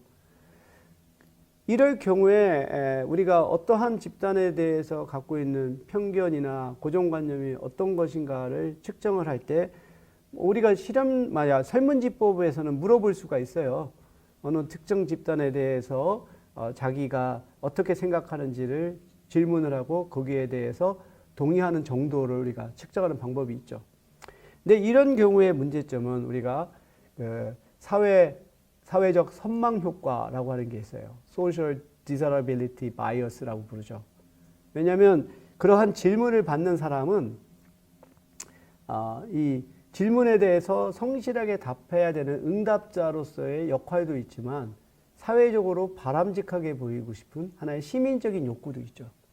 그런데 편견을 드러내는 것은 사회적으로 바람직한 것이 아니다 보니까 실제와 다르게 좀 오히려 더 긍정적으로 응답할 가능성이 큽니다. 내년 실험 방법에서는 그러한 것이 개입할 여지를 차단하는 거죠. 그래서 다음에 우리가 수업을 할 때 또 소개하겠지만 어떤 특정 집단과 관련된 형용사들을 제시하고 그것에 대해서 자기가 선택하는 반응 시간을 측정하는 게 있어요. 그래서 특정 집단과 아주 긴밀하게 빈번하게 관련된 형용사에 대해서는 반응하는 시간이 굉장히 짧아요. 반면 그 특정 집단과 좀 이렇게 거리가 있는 동떨어진 형용사가 나왔을 때 머릿속에서 그걸 판단을 해야 돼요. 반응 시간이. 그거는 반응 시간이 더 길게 나타나는 거죠. 그러니까 이런 방법은 소셜 디사라빌리티 바이어스, 사회적 선망 효과가 들어갈 요소가 많이 줄어드는 거죠. 그래서 이러한 것들이 또 심리학적인 연구 방법에서 많이 활용된다라고 볼 수가 있습니다. 이 사회심리학에 대해서 오늘은 우리가 상징적 상호작용론을 소개했는데 다음 시간에는 사회심리학의 여러 가지 이론들을 한번 소개를 할까 합니다. 앞으로 배울 사회심리학의 어떤 주요한 개념들, 이론들이 바로 이러한 큰 틀 안에서 나타나는데 다음 시간에는 좀 핵심적인 개념들만 살펴보는 것으로, 그래서 뭐 예를 들어서 상징적 상호작용론, 사회적 학습이론, 교환이론, 역할이론, 귀인이론, 정신분석학, 인본주의 심리학, 긍정의 심리학 등등 이런 것들이 있습니다. 그래서 끝으로 저는 좀 사회학적인 사회심리학 또 심리학적인 사회심리학에 대해서 그 차이점들을 이렇게 소개를 했는데 결과적으로는 이 두 가지가 서로 상호 보완적이고 통합이 되어 있을 때 보다 더 완전한 설명을 할 수가 있다라는 거예요. 그래서 이 두 가지 관점은 공통적으로 그 개인이 구성하는 주관적인 세계를 연구하는 것이고, 그리고 환경도 그거 자체로 존재하는 것이 아니라 개인들이 인식하는 것에 의해서 구성된다라고 하는 생각을 갖고 있습니다. 미국의 대표적인 사회학자로 이 고전 사회학자라고 볼 수 있겠는데 W.I. 토마스라고 하는 분이 아주 유명한 하나의 그 정의를 했어요. 그러니까 누군가 상황이 실제라고 정의하면 그 결과로서 상황은 실제가 된다라는 거죠. 그러니까 실제 어떤 상황이라고 하는 것이 그거 자체로 존재하는 것이 아니라 이것을 우리가 어떻게 정의하느냐에 따라 결국 우리가 해석한 바에 따라 실제가 우리에게 영향을 미치는 거죠. 그래서 실제가 어떤 것인지는 사실 모르죠. 그것이 처음부터 그런 실제가 되는 게 아니라 우리가 그걸 어떻게 정의하느냐에 따라 다르는 거예요. 근데 일단 우리가 어떻게 정의하느냐에 따라 그것이 결과로서 우리에게 영향을 미치는 겁니다. 이와 같은 것의 대표적인 예가 자성적 예언이라고 하는 개념이 있어요. 영어로 말하면 self-fulfilling prophecy라고 하는 개념이죠. 자성적 예언 또는 자기 실현적 예언. 뭐 예를 들어서 그 선생님이 어느 한 학생에게 대해서 어떤 특정한 성 또는 특정한 인종의 또는 특정한 계층의 학생에게 너는 안 돼. 네가 아무리 해봤자 그 벽을 넘을 수 없어. 라고 이렇게 생각하게 되면 그 학생을 대응하는 태도가 그거로 인해서 영향을 받죠. 그래서 학생이 질문을 하더라도 그것을 진지하게 받아들이기보다 오히려 뭐 수업을 방해하는 것으로 행동하거나, 그러면 선생이 그 학생에게 대해서 굉장히 부정적으로 대응하면 그 학생은 포기하게 되죠. 그래서 뭔가 자기가 공부를 하는 것에 의미를 찾지 못하게 되고, 그러면 이쪽에 학업 성취 결과가 낮게 나오죠. 그러면 그게 결과가 되는 거예요. 이거 봐, 내가 예측했던 대로야 라고 하는 거죠. 바로 이렇게 그 학생의 능력을 선생이 실제라고 정의하게 되면 그 결과로서 결과가 그렇게 나타나는 거. 이런 것을 그 W.I. 토마스가 바로 상황 정의, definition of situation이라고 하는 개념을 통해서 얘기하고 있습니다. 이러한 그 심리학적인 그 사회심리학과 또 사회학적인 사회심리학을 통합한 연구 방법의 예가 그 캐롤린 셰르프라고 하는 학자가 실행한 로버스 케이브라고 하는 연구였어요. 그러면 이렇게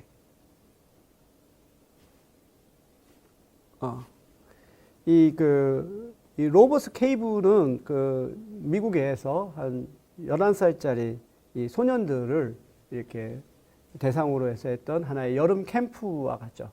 마치 이제 스카우트 클럽처럼 어느 좀 또 집에서 떨어진 그러한 어떤 산간에서 이 캠프가 이루어졌는데, 이제 연구를 이제 그 셰리프 교수가 이제 실행을 해요. 그래서 이 소년들을 무작위로 2개의 그룹으로 나눕니다.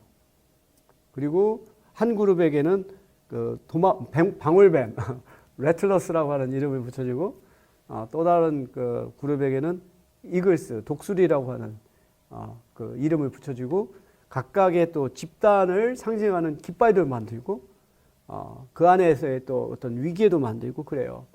그래서 처음에는 무작위로 이렇게 구분했죠. 그러니까 처음부터 뭐 집단 정체성이라고 하는 게 없는 건데, 단지 임의적으로 이렇게 구분을 하고 하다 보면서 점차 집단 간의 소속감이 생기고 내 집단, 외 집단이라고 하는 감정이 생겨요. 그러면서 이들이 만나면 싸우고 시비 걸고 싸우고 뭐 이렇게. 그래서 뭔가 좀 이 갈등을 풀려고 피크닉을 한번 열었더니 이게 난장판이 돼버렸어요. 그래서 이 문제를 어떻게 풀어야 할까 고민하게 되는데, 여기에서 이제 어떤 그 사건이 나타나냐면, 그 캠프에 그 이 파이프가 있어서 이 그 계곡에서 물을 끌어와 가지고 캠프에 공급했는데 중간에 파이프가 깨졌는지 식수가 공급이 안 되게 됐어요. 그래서 식수의 중단이라고 하는 공통의 문제에 처하게 되다 보니까 이 두 그룹이 협력해야 됐어요. 그래서 이 산을 올라가서 어디에서 파이프가 깨졌는지를 찾고 그것을 수리하는 그 과정을 해서 결국은 식수 문제를 해결했죠. 서로 이렇게 갈등하던 두 집단이 공통의 상위 목표를 갖게 되면서 그들 간의 협력이 이루어지게 되면서 이 집단 간의 갈등이 해결이 되고 편견이 감소가 되는 거죠.